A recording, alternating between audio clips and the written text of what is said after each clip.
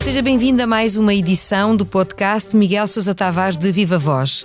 Vamos falar de Lula da Silva, que estará em Portugal por estes dias. A visita tem feito correr muita tinta, tanta que o cronista do Expresso lhe dirige o título principal da crónica desta semana nestes termos: eu, se fosse assim, Lula, não vinha a Portugal. Temos muito que conversar dentro de instantes. Eu sou a Paula Santos.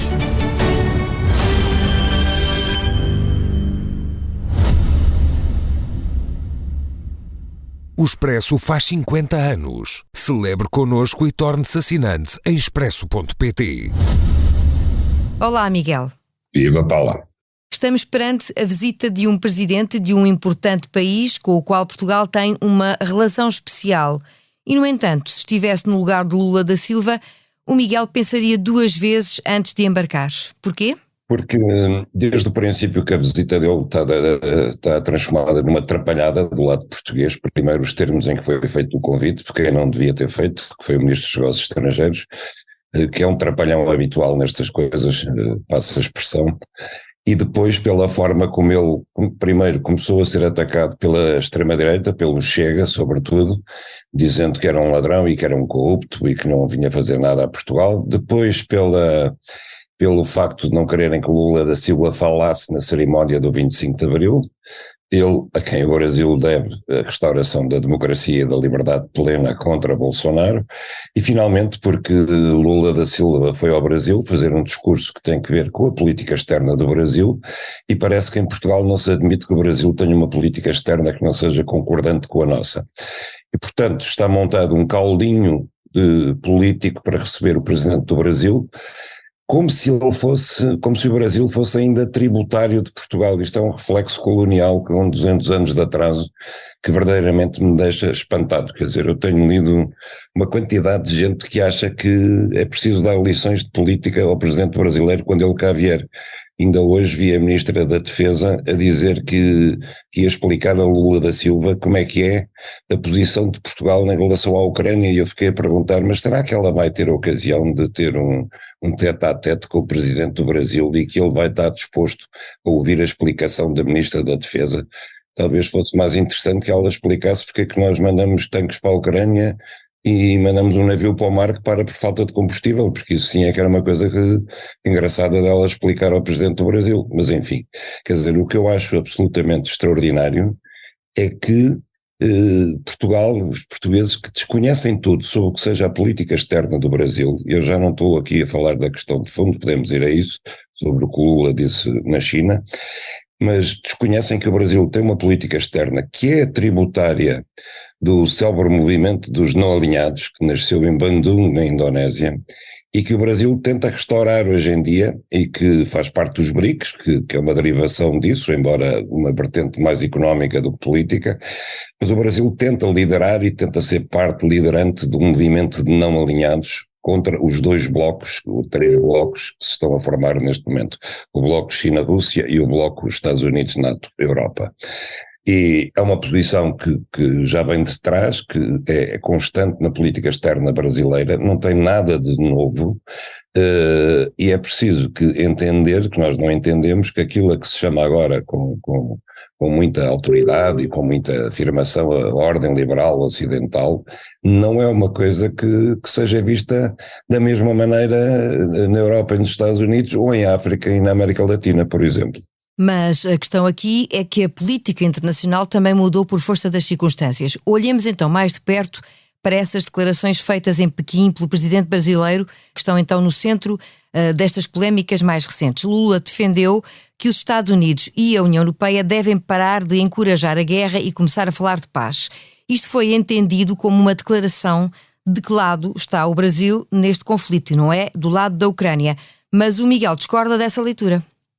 Paula, desculpe corrigi-la, ele não disse isso.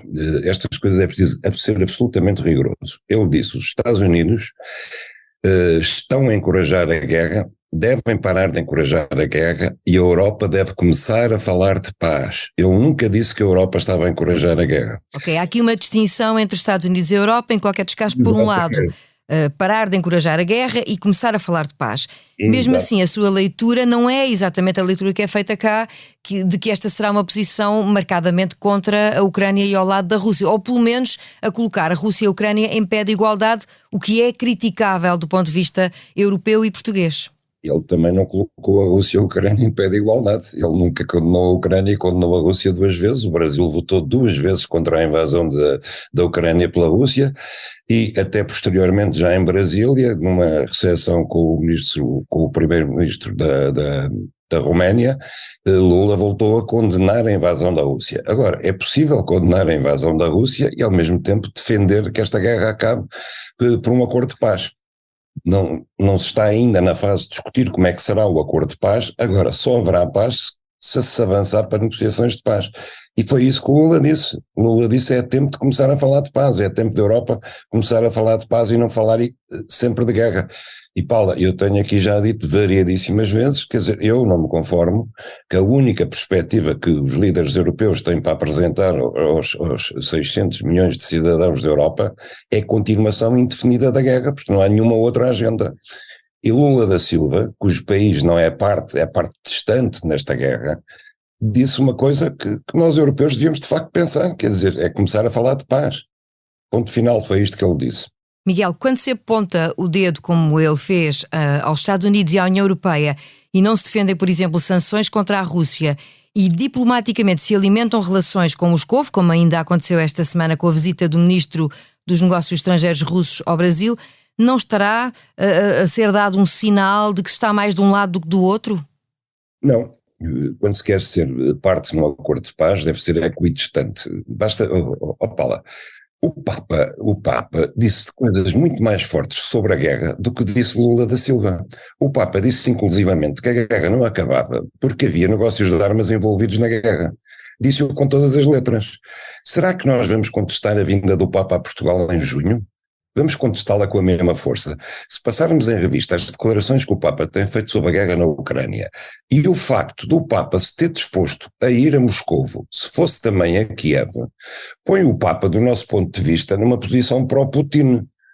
Ora, de facto é preciso entender que para se chegar a um acordo de paz é preciso alguém que fale com os dois lados e alguém que tente compreender que é preciso pôr os dois lados em negociação para falar com eles. E o Brasil pode ser esse alguém, eventualmente? O Brasil, com certeza, pode ser. O Brasil, a França também, Macron também foi à China dizer coisas que ficou toda a gente escandalizado, porque foram dizer que ele destoava da posição europeia, mas quem é que define a posição europeia? Van der Leyen também fez um discurso sobre a China que, a meu ver, não define a posição europeia. Quem é que lhe passou o mandato para ir à China dizer que a Europa está alinhada com os Estados Unidos no confronto com a China, por exemplo? Ninguém que eu saiba. Portanto, tudo isto aqui tem muito que ver com o lado que se toma. E há 2 partidos essenciais neste momento, ao Partido da Guerra e ao Partido da Paz. Lula entende que se devem dar passos para promover a paz. Eu estou de acordo com ele. Agora, independentemente disso, que é digamos, a questão de fundo, há uma questão diplomática essencial, é que Portugal não tem o direito de exigir ao Brasil, ou a quem quer que esteja, ou a qualquer chefe de Estado que nos visite, que esteja de acordo com a nossa política externa e que não diga lá fora coisas que nós não concordamos, porque senão a partir de agora, bom, e o catálogo seria imenso, comecemos pelos chefes de Estado, os palopes, não há um só que tenha a mesma posição que nós em relação à guerra da Ucrânia, por exemplo, e muito mais coisas, quer dizer, se nós recebemos aqui o presidente da Guiné-Conakry, nós recebemos aqui presidentes de Estados que não são nada recomendáveis, e nós vamos perguntar qual é a política externa deles e vamos passar-lhes raspanetes. Não. A verdade é que se foi alimentando aqui uma troca de argumentos políticos entre os apoiantes e os críticos da ida de Lula da Silva ao Parlamento Português no dia 25. O Miguel considera que devíamos estar todos preparados para receber o Presidente do Brasil em festa e, em vez disso, está a ser preparada uma peixeirada pública. Quem é o responsável por isso? Para começar, o Chega. Eu, quando imagino que possa acontecer, ver aquele grupo parlamentar do Chega começar a ofender o Presidente do Brasil, seja ele qual seja, mas sobretudo este, que restaurou a democracia no Brasil e livrou o Brasil e o planeta de um pesadelo chamado Jair Bolsonaro. Quando imagina aqueles senhores deputados do Chega ofender o Presidente do Brasil, aí É aí que eu digo, eu se fosse assim Lula não vinha a Portugal, porque ele não tem que se sujeitar a isso, e nós portugueses não temos que nos sujeitar a isso. Eu vou ter vergonha patriótica de ver os senhores parlamentares do Chega a ofender o Presidente do Brasil na Assembleia da República. É uma questão quase institucional, por isso pergunto-lhe como é que avalia o papel de Luís Montenegro e do PSD nesta matéria, quando o Presidente do PSD acabou por fazer a distinção entre o cargo e o pensamento em particular do Presidente do Brasil.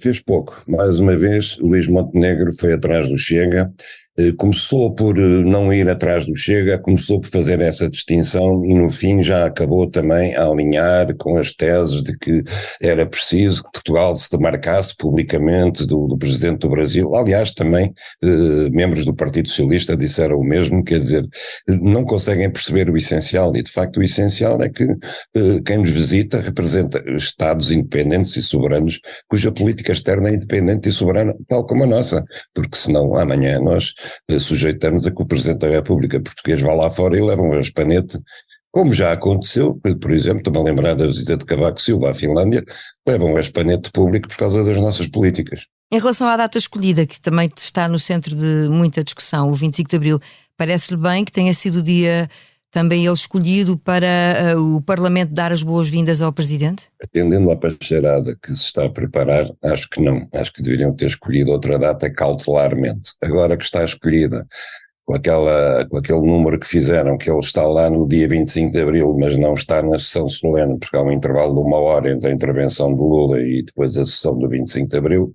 Bom, é uma artimanha, digamos assim, é uma artimanha para disfarçar a coisa. Eu acho que tudo isto é lastimável. Nós tivemos todo o mandato de Jair Bolsonaro, Portugal andou ali a manobrar para que não ter que convidar Jair para vir a Portugal, e estava na altura do Presidente brasileiro vir a Portugal. Entretanto, Marcelo foi 3 vezes ao Brasil, 2 em visita oficial, foi maltratado no Brasil, como vimos. E agora que de facto tínhamos uma oportunidade para receber condignamente um presidente do Brasil que representa um Brasil democrático, nós vamos estragar tudo isto e, Paula, isto vai ter consequências diplomáticas, seguramente. Lula é um amigo de Portugal de longa data e eu não sei como é que ele vai reagir pessoalmente e como é que o Brasil reagirá diplomática e institucionalmente. O Miguel está pessimista, não acredita que vá sobrar algo de positivo no final desta visita?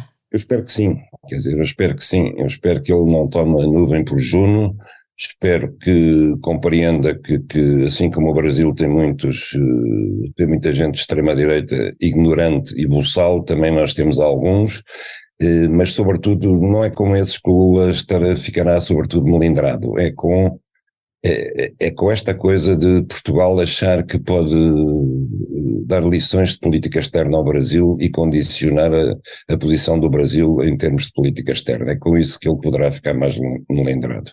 Não há dúvida que esta será uma visita a que não vai faltar impacto por cá. Antes de seguirmos para o improviso, tome nota de um episódio que foi conhecido recentemente e que o impressionou por representar um exemplo dos dias em que vivemos. No Reino Unido, há pouco mais de um ano, uma professora foi obrigada a pedir desculpa a uma turma de raparigas por se ter referido ao grupo como com um "boa tarde, meninas". Nem todas se reviram num cumprimento e assim se lançou uma discussão sobre a identidade do género, Miguel. Olha, eu nem sei bem o que é que diga, quer dizer, acontece-me várias vezes ir falar às escolas, às vezes só estão raparigas, outras vezes só estão rapazes. Será que eu agora vou ter que pensar 2 vezes se tiver uma plateia de raparigas à frente e não posso dizer raparigas? Quer dizer, eu acho que isto chegou a um ponto... Ou estaremos perante sinais de intolerância demasiado acentuados, não sei. Não, e começa me diz o Miguel? Acho que a mais velha delas tinha 16 anos, eram turmas de adolescentes, não é? Não é sinais de intolerância, são sinais de estupidez, de imbecilidade mesmo, quer dizer, e tudo isto acontece, eu acho que é fruto da ignorância. As pessoas que... Eu tenho uma frase que uso às vezes que é: nunca tantos souberam tão pouco sobre tantas coisas, e isso tem que ver com as redes sociais, tem que ver com as pessoas acharem que aprendem rapidamente coisas que são complicadas demais e que às vezes é preciso muitos anos para chegar lá, Porque há uma coisa que é saber pela rama e outra coisa é a sabedoria. E a sabedoria é uma coisa que vem com a intuição, vem com a experiência, vem com viver os casos, vem com perceber o lado do outro, vem com sensibilidade e vem com bom senso, que é o que falta aqui nesta história. E é tempo de seguirmos para o improviso. Já nos começamos a habituar às discussões motivadas pelas revelações da Comissão Parlamentar de Inquérito à TAP. Esta semana há uma decisão do Governo assumida pela Ministra Adjunta, Ana Catarina Mendes, que valeu a contestação de toda a oposição, com o PSD a admitir a apresentação de uma queixa-crime pela prática do crime de desobediência qualificada. Em causa a decisão do Governo não partilhar o parecer jurídico que sustenta o despedimento com justa causa da ex-CEO da TAP. É uma atitude que compromete a transparência do processo? Paula, em minha opinião, de todo. Quer dizer, isto é uma tempestade num copo d'água. Eu acho que, para começar, a Comissão de Inquérito à TAP, eu já aqui tive a ocasião de dizer, está a passar ao lado todas as questões que deveriam ser tratadas, tendo como pilar essencial a própria empresa em si. Está a transformar-se num campo de batalha e de lavar de roupa suja entre a oposição e o governo, e como as coisas correram bem de início para a oposição e mal para o governo, a oposição não larga o osso e neste momento qualquer coisa que diga respeito à TAP é esmiuçada até ao fim. Com prejuízo, obviamente, para a imagem da empresa, numa altura em que a empresa precisava ter uma imagem boa, porque parece que querem vendê-la no mercado. Em relação a esta questão, para já, o crime de desobediência qualificada, a mim parece uma anedota. Mas depois, analisando os argumentos do governo, eu não vou discutir se o argumento de que este caso, que tem que ver com o despedimento da CEO da TAP, está ou não fora do prazo definido para os trabalhos da Comissão de Inquérito, que vão até 2022 e o despedimento foi já este ano, portanto estaria fora de prazo. Em princípio acho que sim, mas pronto, essa não é a questão principal. A questão principal é esta: o governo resolveu, a certa altura deste ano, despedir a CEO da TAP. E resolveu despedi-la na sequência do despedimento anterior da administradora executiva Alexandra Reis. Se o governo não tem despedido a CEO da TAP, neste momento tínhamos a oposição toda em cima do governo para ele despedir a CEO da TAP. Não tenho nenhuma dúvida sobre isso. Na sequência do despedimento de Alexandra Reis, caíram os dois responsáveis políticos pela indemnização dos 500 mil euros, Pedro Nuno Santos e Hugo Mendes. E a seguir caiu a CEO da TAP, que foi quem formalmente quis o despedimento e assinou o despedimento. Ora bem, a partir daqui põe-se a questão, evidentemente ela vai para tribunal e, conhecendo eu a legislação de despedimentos, acho que tem uma altíssima probabilidade de vir a ser o despedimento declarado nulo ou ilegal e ela receber uma indemnização que será bastante maior que aquela que Alexandra Reis recebeu. É aqui que o governo invoca o interesse público para não apresentar à oposição, como ela quer, os pareceres jurídicos em que se fundamentou em que se baseou para fundamentar o despedimento de Christine Aubinière. Eu acho que o governo tem razão. Vamos lá ver. Isto vai acabar em tribunal, a dona Christine vai apresentar o seu caso, os seus argumentos jurídicos, e o governo vai apresentar os seus. E os seus, obviamente, vão ser baseados nos pareceres jurídicos que pediu para fundamentar o despedimento. Se o governo tornar públicos agora os pareceres, a CEO da TAP vai ter um longo prazo e os seus advogados para se prepararem já para tribunal. Ficam já a saber qual é a argumentação que o governo vai apresentar em tribunal. E, portanto, de facto, o governo está já a partir em desvantagem. E há, de facto, um interesse público em que o governo não mostre as cartas do jogo antes de chegar a tribunal. Isto é o mesmo que o governo, do que agora a Comissão Parlamentar de Inquérito, pedir aos advogados da dona Christine Aubinière que lhe apresentem os fundamentos da defesa que eles vão apresentar em tribunal. Não faz nenhum sentido e, de facto, é preciso tirar aqui algum sentido de Estado que o PSD não tem para perceber o que está em jogo. Eu tenho visto, por exemplo, para além das declarações dos políticos, tenho visto cidadãos nas caixas de comentários dos jornais a dizer que isto é suficiente para que o presidente demitisse o governo. Quer dizer, as pessoas também têm que ter algum juízo, têm que perceber que para demitir o governo, um governo tem funções, tem maioria absoluta, tem um mandato de mais 2 anos e meio. está no meio de uma turbulência económica e tudo isso, e demitir o governo por causa disto, com o fundamento de que isto compromete o regular funcionamento das instituições, é uma anedota, quer dizer, é de facto uma anedota. Eu acho que o governo pura e simplesmente não tem que estar a mostrar todos os papéis internos que fundamentam decisões suas. Então o Miguel não partilha da teoria de que pode haver aqui uma falta de sustentação, e daí há quem pense assim, que essa não partilha de informação pode significar alguma fragilidade na defesa que o governo estará a preparar. O Miguel acha que pode não ser por aí. Não, nem é a altura para discutir isso, porque isso vai ser discutido em tribunal.